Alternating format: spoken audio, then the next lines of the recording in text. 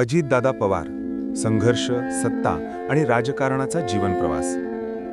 महाराष्ट्राच्या राजकारणात ठाम भूमिका, स्पष्ट वक्तृत्व आणि कणखर प्रशासकीय शैलीसाठी ओळखले जाणारे नेते म्हणजे अजितदादा पवार. राज्याच्या राजकारणात त्यांनी अनेक चढउतार पाहिले, संघर्ष केला, सत्ता हाताळली आणि वादांनाही सामोरे गेले. शरदचंद्र पवार यांच्या राजकीय वारशाचा वारसदार म्हणून ओळखले जाणारे अजित पवार हे आज महाराष्ट्रातील प्रभावशाली नेत्यांपैकी एक मानले जातात. प्रारंभिक जीवन आणि कुटुंब पार्श्वभूमी. अजित अनंतराव पवार यांचा जन्म 22 जुलै 1959 रोजी पुणे जिल्ह्यातील देऊळगाव राजा, काही ठिकाणी बारामती परिसर असा उल्लेख आढळतो, येथे झाला. ते महाराष्ट्राचे ज्येष्ठ नेते शरदचंद्र पवार यांचे पुतणे असून पवार कुटुंबाचा राजकीय वारसा त्यांना लहानपणापासूनच मिळाला. त्यांचे वडील अनंतराव पवार हे शेतकरी होते. ग्रामीण जीवन, शेतीची कामे, दुष्काळग्रस्त परिस्थिती, पाण्याची टंचाई या सगळ्यांचा अजित पवारांच्या मनावर खोल प्रभाव पडला. याच अनुभवांमुळे पुढे त्यांनी जलसंधारण, सिंचन आणि शेती विकासाला विशेष महत्त्व दिले. शिक्षण आणि घडण. अजित पवार यांचे शिक्षण पुणे जिल्ह्यातच झाले. त्यांनी कॉमर्स शाखेत पदवी प्राप्त केली. शिक्षण पूर्ण करत असतानाच त्यांचा राजकारणाकडे ओढा वाढत गेला. शरद पवार यांचे राजकीय कार्य जवळून पाहताना प्रशासन, धोरणे आणि जनसंपर्क यांचे धडे त्यांना मिळत गेले. विद्यार्थी दशेत असतानाच ते विविध सामाजिक आणि राजकीय चळवळींमध्ये सहभागी होत होते. ग्रामीण भागातील प्रश्न, शेतकऱ्यांचे आंदोलन, सहकारी संस्थांचे राजकारण या क्षेत्रांतून त्यांची राजकीय घडण झाली. राजकारणात प्रवेश.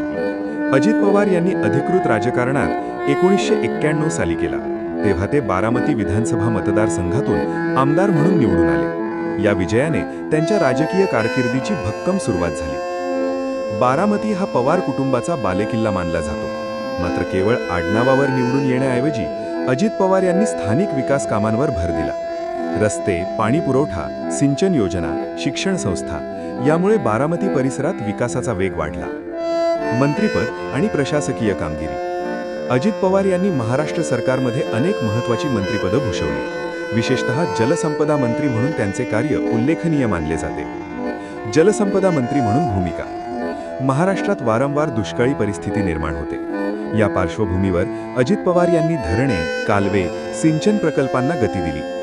उजनी, वीर, नीरा देवघर, कृष्णा खोरे विकास महामंडळ, जलयुक्त शिवार संकल्पनेला चालना, शेतीसाठी पाण्याची उपलब्धता वाढवण्यावर भर. त्यांच्या कार्यशैलीवर टीकाही झाली, पण निर्णय क्षमता आणि कामाचा वेग याबाबत त्यांना मानणारेही मोठ्या संख्येने आहेत. उपमुख्यमंत्री पदाचा प्रवास. अजित पवार यांनी महाराष्ट्राचे उपमुख्यमंत्री म्हणून अनेक वेळा जबाबदारी सांभाळली आहे. 2010, 2012, 2019 आणि 2023 सत्तांतरानंतर उपमुख्यमंत्री म्हणून त्यांनी अर्थ, नियोजन आणि विकास कामांवर लक्ष केंद्रित केले. अर्थसंकल्पीय चर्चेत त्यांची आक्रमक भूमिका, विरोधकांवर थेट टीका आणि स्पष्ट वक्तव्य नेहमीच चर्चेत राहिली. वक्तृत्व शैली आणि व्यक्तिमत्व. अजित पवार यांची ओळख म्हणजे थेट, स्पष्ट आणि कधीकधी आक्रमक वक्तृत्व शैली. ते शब्दांची फारशी आडवळणं न करता मुद्देसूद बोलतात. यामुळे काही वेळा वाद निर्माण होतात, तर अनेकांना त्यांची प्रामाणिक स्पष्टता आवडते. त्यांना काम बोलते ही भूमिका मान्य आहे.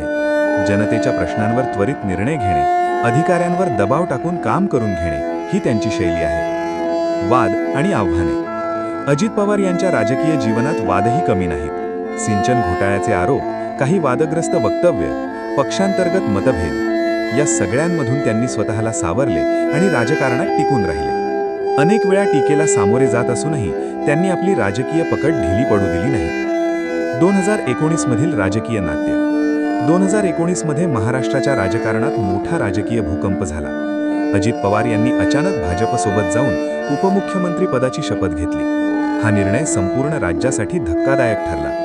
नंतर काही दिवसांतच त्यांनी राजीनामा दिला आणि पुन्हा राष्ट्रवादी काँग्रेसमध्ये परतले.